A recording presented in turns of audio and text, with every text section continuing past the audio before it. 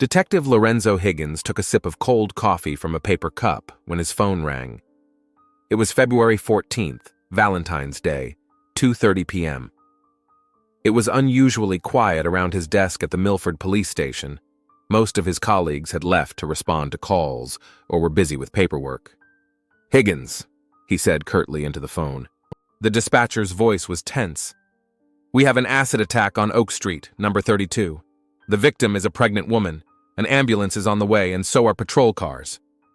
Lorenzo jumped up, setting his coffee aside. "Got it. I'm on my way." He grabbed his jacket from the back of his chair and hurried toward the exit. On the way, he managed to call out to a young officer named Reed, who had recently transferred to their department. "Let's go. We've got a serious case." The drive to Oak Street took less than 10 minutes. The detective immediately noticed the flashing lights of ambulances and police cars near a neat two-story house with a white fence. Neighbors had already poured out into the street, forming small groups and whispering to each other. Some didn't even bother to put on their coats, despite the February cold. Higgins parked and quickly made his way to the house, showing his badge to the patrol officer standing at the tape. Inside, paramedics were bustling about, carefully moving the victim onto a stretcher. The detective could only see part of the woman's body. The rest was covered with special bandages and a blanket. "What do we know?" he asked the nearest officer. "Jenna Caldwell, 30 years old, 6 months pregnant. A friend found her in the bathroom with acid burns. Her face, neck, shoulders, and chest are badly damaged." Higgins nodded and looked around. The house was tastefully furnished. Expensive furniture, framed paintings, a large plasma screen on the wall. It was clear that the owners were not poor. "Is her friend still here?" "Yes, in the kitchen with Officer Jackson. Tamara Bennett, 29 years old. She's in shock, but she agreed to give a statement." Before going to the kitchen, Lorenzo went upstairs to the bathroom, the scene of the attack.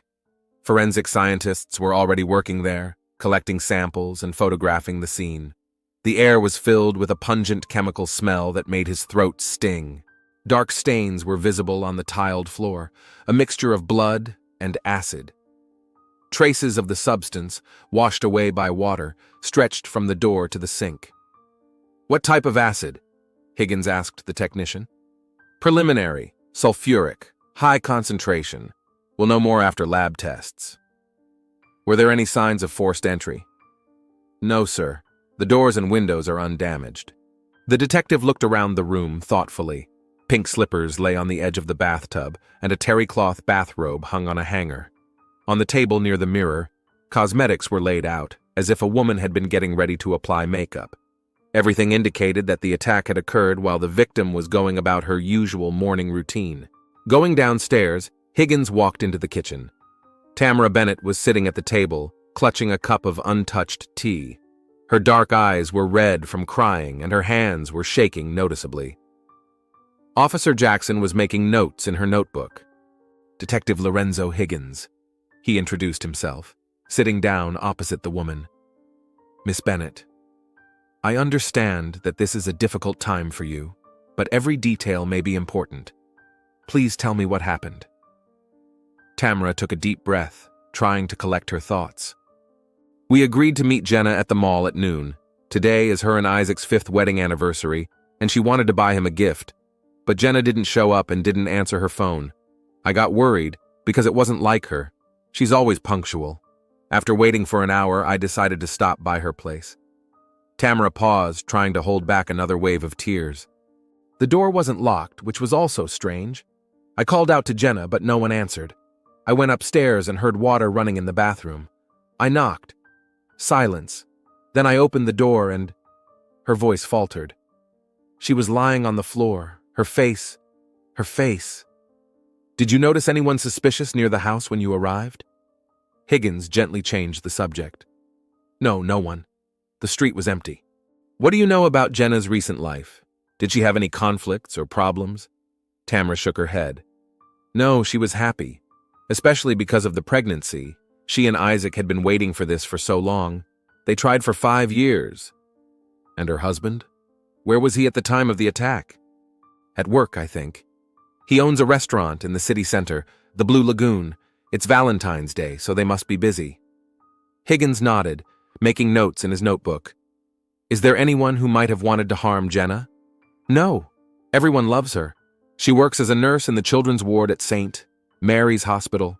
Jenna is the kindest person I know. The detective asked a few more questions, but didn't get any new information. Finishing the interview, he instructed Officer Jackson to take Tamara home and continue the questioning there, in a more relaxed setting. Lorenzo stepped out onto the porch, where Officer Reed was already waiting for him. Sir, the victim has been taken to St. Mary's Hospital. She's in critical condition. Let's go there. On the way, contact the Blue Lagoon restaurant and find out if the owner, Isaac Caldwell, is there. The hospital was in a state of controlled chaos. Medical personnel moved quickly through the corridors, wheelchairs with patients passed by, and muffled voices could be heard from loudspeakers in the distance. Higgins showed his badge at the reception desk and was directed to the intensive care unit. Dr. Elias Frost, head of the burn unit, met the detective at the entrance to the intensive care unit. His dark face looked tired, but his gaze remained sharp and attentive. How is she? Higgins asked without preamble. Serious, the doctor replied, leading the detective into his office.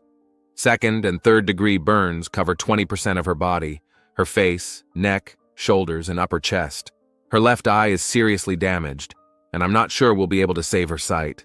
Right now, our main task is to stabilize her condition and monitor the baby. Will the baby survive?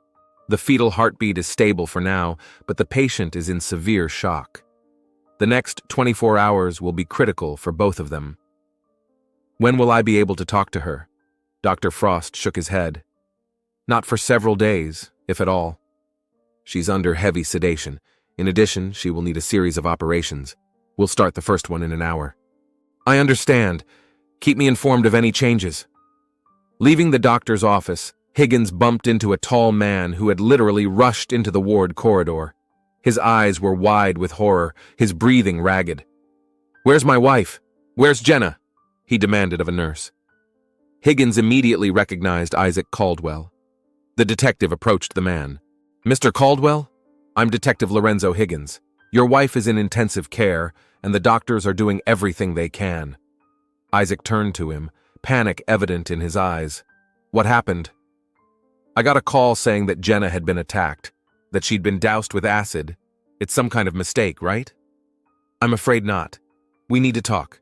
Maybe in the cafeteria? Isaac looked as if he was ready to refuse and rush off to look for his wife, but after a moment's hesitation, he nodded. The cafeteria was almost empty. They took a table in the corner away from the few other patrons. Tell me about this morning, Higgins began, watching the man's reaction closely. When was the last time you saw your wife? Isaac ran his hands over his face as if trying to erase what had happened. This morning, before I left for work, around 8. Jenna was still in bed. She gets up late because she's pregnant. I kissed her goodbye and left. Did you go straight to the restaurant? Yes, today is a special day, Valentine's Day. It's fully booked with a special menu. I had to be there early. Can anyone confirm you were at the restaurant? A flash of irritation crossed Isaac's eyes. Of course. All the staff.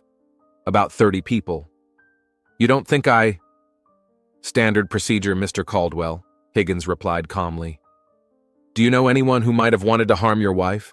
No, absolutely not.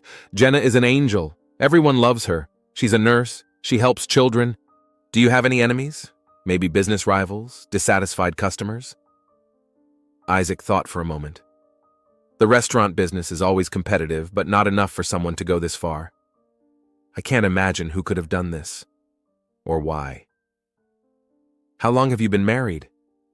5 years. Today is our anniversary. Isaac smiled bitterly.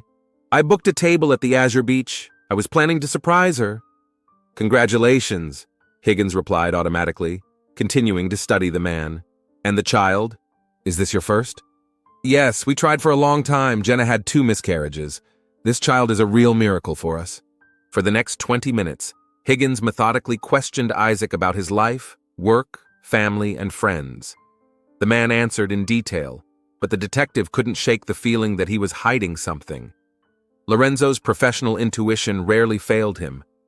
We'll need to take a closer look at your house. Higgins said at the end of the conversation. "And I need a list of everyone who had access to your home or knew your wife would be there alone this morning." "Of course, anything you need." Isaac looked exhausted. "Can I see Jenna now?" "I'm afraid not. She's in surgery. Dr. Frost said it will take several hours. I would recommend that you go home and get some rest." "I can't just leave," Isaac protested. "I understand how you feel, but there's nothing you can do right now. Leave your number with the nurses and they'll contact you if there are any changes." After much persuasion, Isaac finally agreed. Higgins walked him to the door and then returned to the ward. He wanted to talk to Dr. Frost and the nurses who had treated Jenna again. While the doctors were busy with the operation, the detective was given permission to examine the victim's personal belongings. Among them was a smartphone badly damaged by acid. Technicians from the lab said there was a chance of recovering the data. By the time Higgins returned to the station in the evening, the first results were already in. He sank wearily into a chair and opened a folder containing printouts of messages from Jenna's phone. Most of the messages were ordinary, to friends, colleagues, relatives. But one chain of messages caught the detective's attention. It was a dialogue with an unknown number that had started 3 days ago. "You should know that your husband is not who he says he is. Check his phone. Look for a contact named Chanel R." The next message was from Jenna. "Who are you? How did you get this number?" Reply: "Just a friend who thinks you deserve to know the truth. Ask him where he was last Tuesday night when he said he was working late." There was a pause of several hours, after which Jenna wrote, "I checked. You're right. But why are you telling me this?" "Because people like him don't deserve happiness.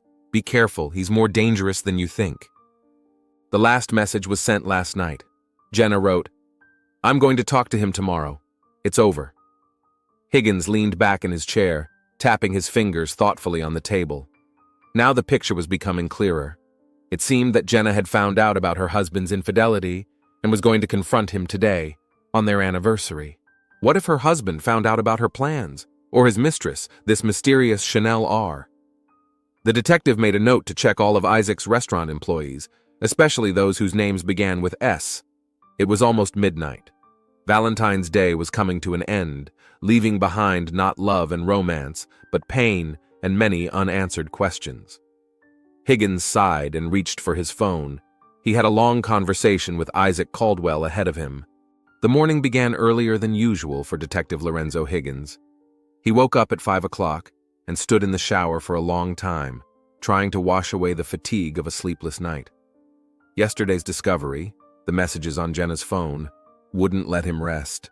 A check showed that the unknown number was a disposable one, purchased with cash at a small shop on the outskirts of town, a dead end. At 6:30, Higgins was already at the station, looking through Isaac Caldwell's file. 35 years old, no criminal record, owner of the Blue Lagoon restaurant, which he opened 3 years ago. Prior to that, he worked as a chef in several restaurants in Milford. Married to Jenna Caldwell, no children. Nothing remarkable. A call from the hospital interrupted his thoughts. Jenna's condition remained critical, but stable. The baby was also holding on. The first operation had been successful, but there were several more to come. The doctors were still unable to predict the outcome for her left eye. At 8 o'clock, the detective and Officer Reed headed for the Blue Lagoon. The restaurant was located in a busy area of Milford, occupying the ground floor of an old red brick building.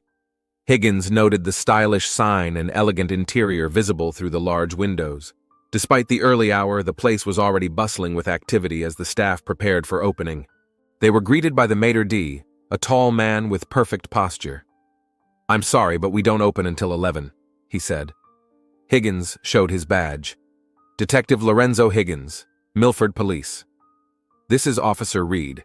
We need to talk to the staff about the incident involving Mrs. Caldwell." The maitre d's face changed.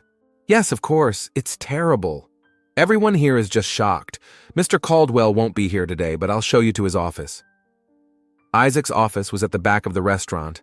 It was a small but cozy room with an oak desk, a leather chair, and bookshelves filled with cookbooks and awards. "I'll gather all the staff in the dining room. Should I send them in one at a time?" asked the maitre d'. "Yes, and we'll need a list of all the staff with their contact information." While the maitre d' was doing that, Higgins looked around the office. On the desk was a photograph of Isaac and Jenna, smiling and embracing against the backdrop of the ocean. A happy couple. Next to it were business papers, bills, and receipts. The detective opened the top drawer of the desk. Just ordinary office supplies. In the second drawer, he found folders with documents, tax returns, lease agreements. Higgins glanced through them, making mental notes. The concierge returned with a printed list. Here you go, 27 people. I've listed their positions and phone numbers. Who would you like to start with? Higgins scanned the list and immediately noticed a name. Chanel Rivera, junior manager. Her, he said, pointing to the name. The butler raised his eyebrows slightly. Chanel? Okay, I'll call her. A few minutes later, a young woman entered the office. She was tall and slender, with flawless dark chocolate skin and carefully styled hair. Her strict suit emphasized her businesslike style, but Higgins noticed a slight discomfort in her posture, as if the clothes were unfamiliar to her. Chanel Rivera, please have a seat, Higgins said, pointing to a chair in front of the desk. I'm Detective Higgins, and this is Officer Reed. We're investigating the attack on Jenna Caldwell. Chanel nodded, her face remaining impassive. Yes, I heard. That's terrible.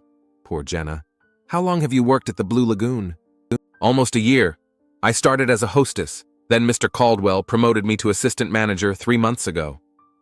Higgins noticed her nervously fiddling with the bracelet on her wrist. How would you describe your relationship with Mr. Caldwell?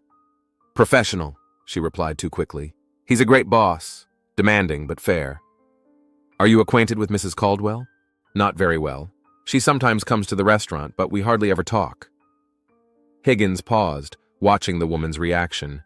Where were you yesterday morning between 9 and 11? Chanel visibly tensed. At home. I had the day off. Can anyone confirm that? No, I live alone. I see. The detective nodded.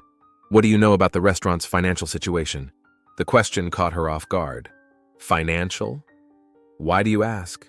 As far as I know, everything is fine. The restaurant is popular. We always have a lot of customers. You're the manager. Aren't finances part of your responsibilities? I'm the assistant manager, she corrected. I'm in charge of the staff, the schedules, and the food orders. Mr. Caldwell and his accountant handle the finances. Higgins nodded, making notes in his notebook. Do you have a background in chemistry, Miss Rivera? Her eyes widened. Chemistry? No, I studied hotel management at a community college. That's strange. We found that some chemicals were recently ordered online under your name. It was a bluff. They didn't have that information yet. But Chanel's reaction was worth the risk. She paled noticeably, her hands clenching into fists. I don't understand what you're talking about. It must be some kind of mistake. Perhaps, Higgins said slowly. We'll look into it. Tell me, do you have access to the Caldwell residence? No, of course not. Why would I have access? Just a question. Do you know who does have access? Chanel shook her head. Only they do, I guess. Maybe Jenna's parents when they come to visit. Miss Rivera, tell me honestly, did you have a romantic relationship with Isaac Caldwell? The question hung in the air. Chanel was silent for a long time, her breathing quickening. Finally, she blurted out, No, we're just colleagues. Higgins knew she was lying. All the signs were there. Avoiding eye contact, tense posture, a change in her voice. Okay, he said, deciding not to press the issue for now. That's all for today. But I have a request. Don't leave town without notifying the police. When Chanel left, Reed whistled. She's definitely hiding something, boss. No doubt. Let's dig deeper. We need surveillance footage from around the Caldwell's house, her purchase history, and her phone records. And we need to talk to the rest of the staff. Someone must know about the affair. For the next 2 hours, they methodically questioned the restaurant staff. Most spoke positively of Isaac, but some hinted at a tense atmosphere in recent weeks. Mr. Caldwell has become irritable, one of the waitresses shared. He was constantly arguing with Chanel. They used to be, well, very close, if you know what I mean. Can you elaborate? Higgins asked. Everyone knew they were having an affair. They didn't really hide it. They stayed late, locked themselves in his office. But in the last month, something changed. They started avoiding each other. Why do you think that was? The waitress shrugged. Maybe because his wife was pregnant? It happened around the same time. The head chef, a heavy-set man with a shaved head, had more to say. I overheard them talking once. Chanel was yelling that he had promised to divorce his wife, that they had planned to be together. And he said that everything had changed now, that the child changed the situation. When was that? About 3 weeks ago. After that, they had another loud argument last week. She threatened to tell his wife everything. The picture was gradually coming together. It seemed that the news of Jenna's pregnancy had made Isaac reevaluate his affair with his young employee. He decided to save his family, which didn't suit Chanel. After questioning the witnesses, Higgins contacted the lab. Any news on the acid analysis? Yes, detective. It's high-concentration sulfuric acid, 98%. You can't buy that in a regular store. It's used in industry or laboratories. Thank you. Please check purchases of similar substances in the last month within a 50-mile radius of Milford. The next stop was the bank. The police department's financial analyst had already begun examining the Caldwell's accounts. Interesting situation, detective, said the analyst, leafing through the printouts. The Blue Lagoon is a really profitable business, but they have serious debts. The startup loan, plus they recently took out another one for expansion. Who's the owner? That's the interesting part. 51% of the shares belong to Jenna Caldwell, and 49% belong to her husband. Higgins whistled. So the wife has a controlling stake? Exactly. It looks like the initial capital was hers, an inheritance from her grandmother. What's more, I found their prenuptial agreement. In the event of a divorce, the business is divided according to shares, and if the divorce is the husband's fault, for example, due to infidelity, he loses his share as well. Now that's a motive, Higgins muttered. What about Chanel Rivera? Interesting point. 3 months ago, her salary doubled, a promotion to manager, apparently. But there's something else. She received several large personal transfers from Isaac Caldwell. The last one was 5 days ago. The amount? $10,000. The note says, for education. Higgins grunted. Generous boss. Check all her purchases for the last 2 weeks, especially online. Back at the station, the detective discovered that the tech department had recovered deleted messages from Isaac's phone. Among them was correspondence with Chanel. We need to end this. Jenna is pregnant. I can't leave her now, Isaac had written a month ago. You promised. We plan to be together, Chanel replied. I'll pay for your education as promised, but it's over between us. She'll never love you the way I do, and she'll never forgive you when she finds out the truth. She won't find out. I'll take care of it. The last exchange took place 3 days ago. Someone anonymously wrote to Jenna about us. Do you know anything about it? Isaac asked. I have no idea what you're talking about, Chanel replied. If it was you, you'll regret it. I'm not coming back to you anyway. Are you threatening me? Maybe your wife should find out how you've been spending her money? That was the last message. Higgins leaned back in his chair, thinking about the information. Everything pointed to Chanel as the suspect, a jilted lover, rejected for the sake of a pregnant wife, threats, anonymous messages. At that moment, his phone rang. It was the technical department. Detective, we checked Chanel Rivera's purchase history. 2 weeks ago, she ordered a liter bottle of concentrated sulfuric acid online, supposedly to clean the pipes in her apartment. Get a search warrant for her apartment and prepare an arrest warrant. An hour later, the team was already at the door of Chanel's modest apartment in an apartment building on the outskirts of town. A sleepy neighbor opened the door. Chanel isn't here. She left early this morning with a suitcase. She said she was visiting relatives. Damn, Higgins cursed. Put her on the wanted list. Check the airports, bus, and train stations. A search of the apartment yielded additional evidence. Rubber gloves with traces of acid were found in the bathroom. In the trash can was a receipt from a clothing store for the purchase of a black wig and dark glasses. And in the bedroom, under the mattress, they found a diary in which Chanel described in detail her relationship with Isaac and her growing hatred for his wife. She doesn't deserve him, and she doesn't deserve this child. She stole my life, my future. I will never forgive her. Never. The last entry was dated February 13th, the day before the attack. Tomorrow, everything will change. If I can't have him, she won't either. At least not like before. With this evidence, Higgins headed to Isaac. He was still at the hospital, sitting in the hallway looking lost. "Mr. Caldwell, we need to talk." Isaac slowly raised his head. "Did you find out who did this?" "I think so." Chanel Rivera Isaac covered his face with his hands. "Oh my God! Is this because of me? Because of our affair? Did you suspect her?" "No.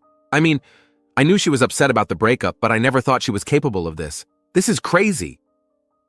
"When was the last time you spoke to her?" "The day before yesterday. She threatened to tell Jenna about us, but I thought she was just talking. I paid her to leave us alone.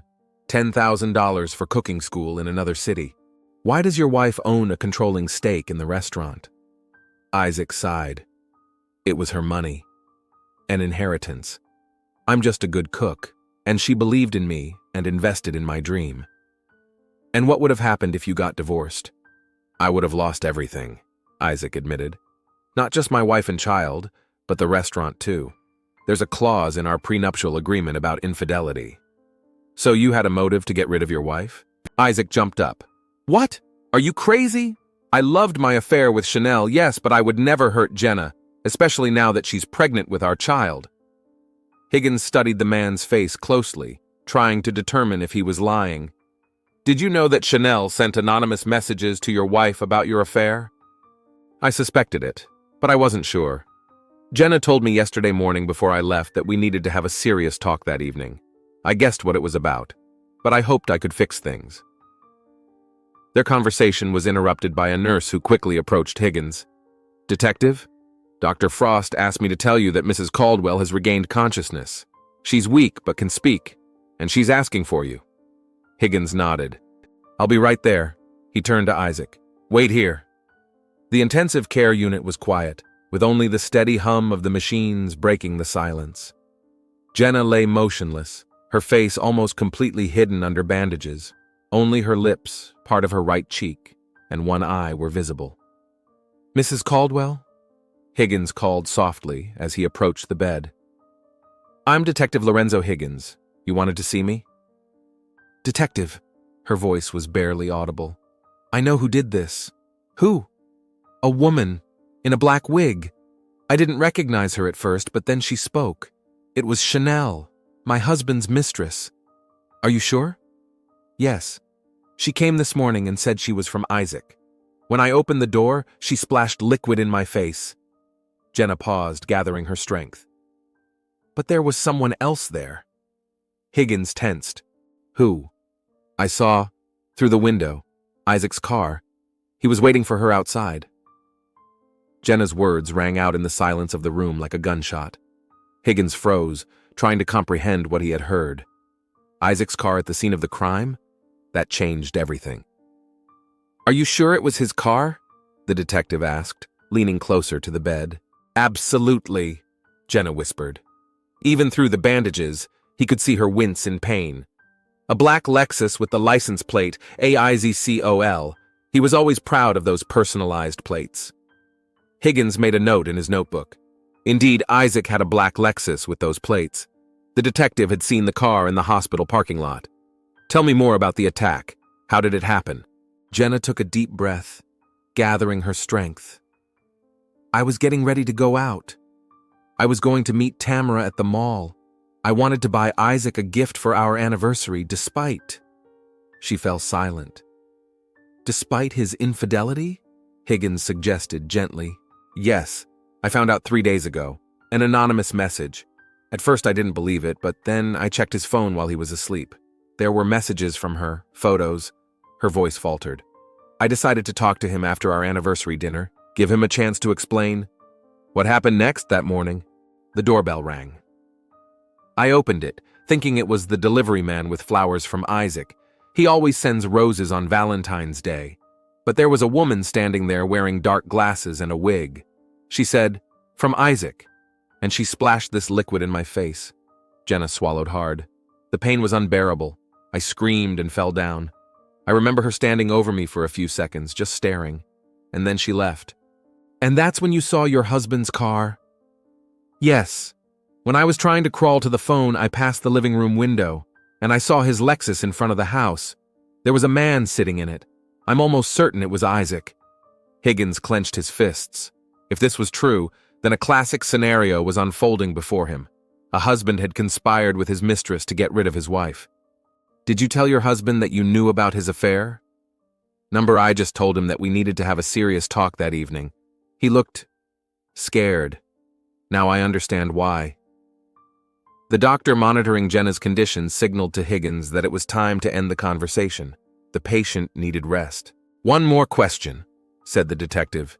Did you know that in the event of a divorce due to infidelity, your husband would lose his share of the restaurant? Of course. It was my grandmother's condition when she left me her inheritance. Protect yourself, girl, she said. I insisted on that clause in the prenuptial agreement. Isaac knew about it. Higgins nodded. Thank you, Mrs. Caldwell. Get some rest. I'll be back later with more questions. Leaving the room, the detective immediately headed for Isaac, who was still sitting in the hallway. Mr. Caldwell, where was your car yesterday morning? Isaac raised his eyebrows in surprise. In the restaurant parking lot, of course. I arrived there at 8:30. Can anyone confirm that? Yes, all the staff. I parked in my usual spot near the service entrance. There are security cameras there, you can check. We'll definitely check. Higgins nodded. Did you leave the restaurant at any point during the morning? No, I was too busy preparing for the evening. Valentine's Day is the busiest day of the year for us. The detective watched Isaac's face closely, trying to detect any signs of deception. He looked tense but confident. All right, stay in town. We'll be in touch. Back at the station, Higgins immediately assembled a team. Officer Reed had already received the surveillance footage from around the Blue Lagoon restaurant. Here you go, boss, Reed said, turning on the video on the screen. Isaac Caldwell arrives at 8:26 a.m. in his Lexus. The recording clearly shows a black Lexus with personalized license plates parking at the service entrance. Isaac gets out of the car and enters the building. What happens next? Higgins asked. Did the car stay there? Reed shook his head. That's the problem. At 9:05, a man who looks like Caldwell exits the service entrance, gets into the Lexus, and drives away. Does he return? Yes, at 10:42. The camera at the parking lot entrance captures the Lexus entering. Higgins rubbed his chin. Interesting. Between leaving and returning, that's about an hour and a half. More than enough time to drive home, wait for Chanel to do her thing, and come back. But there's a problem, boss, Reed continued. The driver's face isn't visible in the recording. He's wearing a cap and sunglasses. Check the restaurant security footage. The cameras inside should show whether Isaac was there at that time. By evening, the results of the investigation confirmed Higgins's suspicions. The restaurant's internal cameras did not record Isaac's presence between 9 and 11 o'clock. What's more, witnesses confirmed that he wasn't in the restaurant at that time. The staff thought their boss had stepped out on business. His alibi is falling apart, Higgins stated. Now we need Chanel. Luck smiled on the investigation the next day. Chanel Rivera was detained at Philadelphia Airport while attempting to board a flight to Mexico City. She was brought back to Milford under heavy guard. Higgins decided to question her separately without Isaac present. Chanel looked exhausted but defiant. Her fashionable suit had been replaced by a simple t-shirt and jeans. Her hair was tied back in a messy ponytail. Miss Rivera, Higgins began, we have irrefutable evidence of your involvement in the attack on Jenna Caldwell. The sulfuric acid you purchased 2 weeks ago, rubber gloves with chemical traces in your apartment, a wig and glasses matching the description of the attacker, and of course your diary. Chanel paled but remained silent. Jenna Caldwell identified you. She saw your face and heard your voice. This is attempted murder, Miss Rivera. Do you understand what you're facing? I want a lawyer, she finally said. Of course. That's your right. But before he arrives, think about this. Did you act alone? Chanel looked up. What do you mean? We know that at the time of the attack, a black Lexus with Isaac's license plate was seen near the Caldwell's house. We checked the camera footage. He left the restaurant at the right time. If you tell the truth now, it could reduce your sentence. A look of uncertainty flashed across Chanel's face. She bit her lip, clearly weighing her options. I want a deal, she finally said. Immunity in exchange for testimony against Isaac. Full immunity is not possible. You threw acid on a pregnant woman. But if you cooperate fully, I'll talk to the prosecutor about reducing the charges. After a long silence, Chanel nodded. Okay. It was Isaac's idea. Tell me everything from the beginning.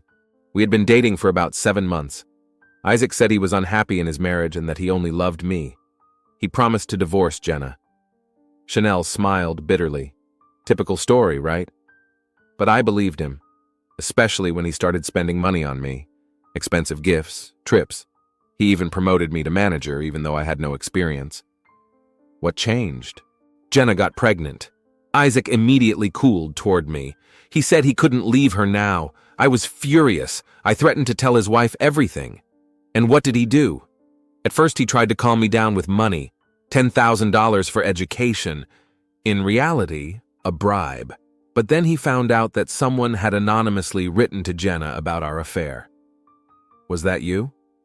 Chanel shook her head. Number I wanted to tell her myself. I think it was someone from the restaurant staff. Everyone knew about us. Go on. When Isaac realized that Jenna knew about his affair, he panicked. He said she would file for divorce and take the restaurant. That was all he cared about, his business. Chanel swallowed. Then he offered a solution. An acid attack? Yes, he said that if Jenna was disfigured, she wouldn't be able to run the restaurant. He would take control as a husband caring for his traumatized wife. Her voice trembled. I refused at first. It was crazy, but he kept pressuring me. He said that if I loved him, I had to help him, that we would be together after that. And you agreed? In the end, yes. He planned everything. I bought the acid myself, following his instructions. On the day of the attack, he said he would wait for me in his car near my house. If anything went wrong, he would help. What happened after the attack? I ran out of the house and got into his car. He looked calm. He just asked, "Did you do it?" I couldn't speak. I just nodded.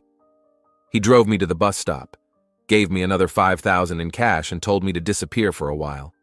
He promised to get in touch later. Higgins listened carefully, taking notes. The story sounded plausible and matched the available evidence. Did you keep any evidence of your collusion? Messages, recordings of conversations? Chanel shook her head. He was careful. He always talked about it in person, never on the phone or in messages. Nevertheless, your testimony, along with the other evidence, should be enough for an arrest warrant. I'll pass it on to the prosecutor. After talking with Chanel, the detective called a team meeting. The evidence gathered painted a clear picture. Isaac Caldwell, fearing he would lose control of the restaurant due to a possible divorce, planned an attack on his pregnant wife. He used Chanel, who was in love with him, as his accomplice, manipulating her feelings. An arrest warrant for Isaac was issued that same day. He was detained at the hospital where he was visiting his wife. The irony of the situation did not escape Higgins. The criminal was pretending to be a caring husband at the bedside of the woman he had tried to maim. The confrontation with Isaac was tense. Even in handcuffs, he remained composed. This is ridiculous.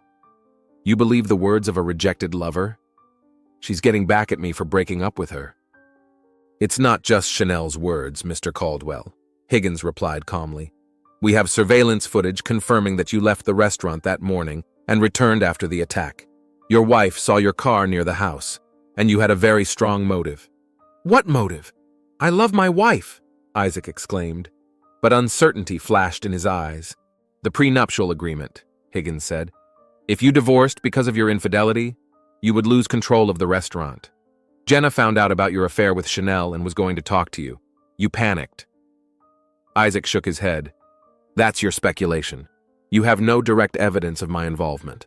We found traces of acid on the passenger seat of your car, probably from Chanel's clothes, and a witness saw you picking up a woman matching her description near the Caldwell's house that morning. It was a bluff. They didn't have such a witness. But Isaac didn't know that. His confidence was visibly shaken.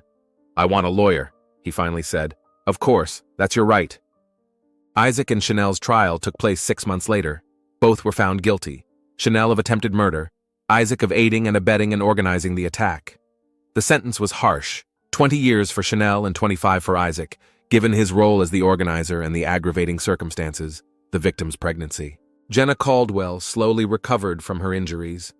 Despite the doctor's best efforts, she lost sight in her left eye.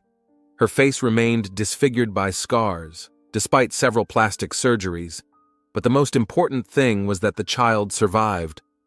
The little girl was born healthy, becoming a source of strength and hope for Jenna.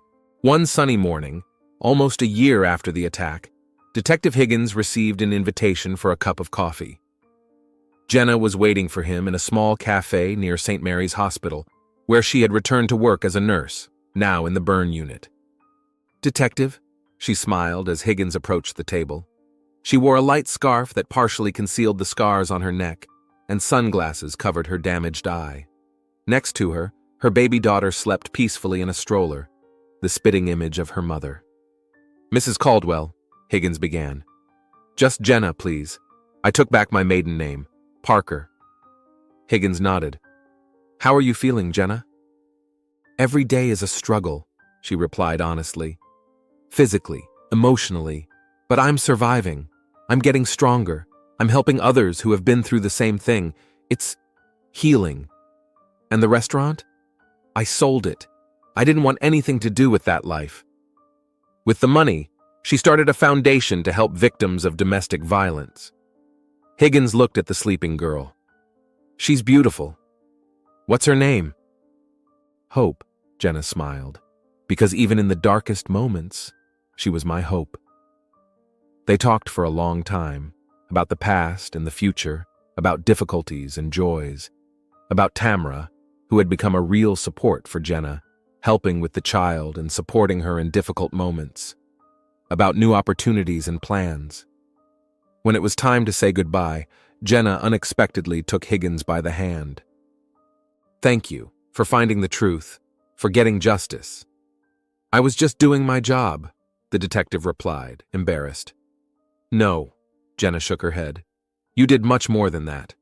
You restored my faith that even after betrayal and pain, it is possible to start over. That justice exists."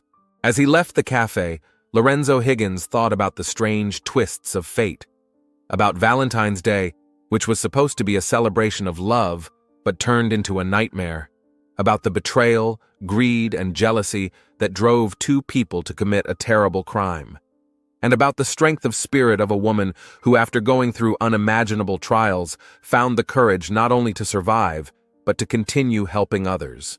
Little Hope, sleeping in her stroller, was living proof that even from the darkest of stories, new hope can be born.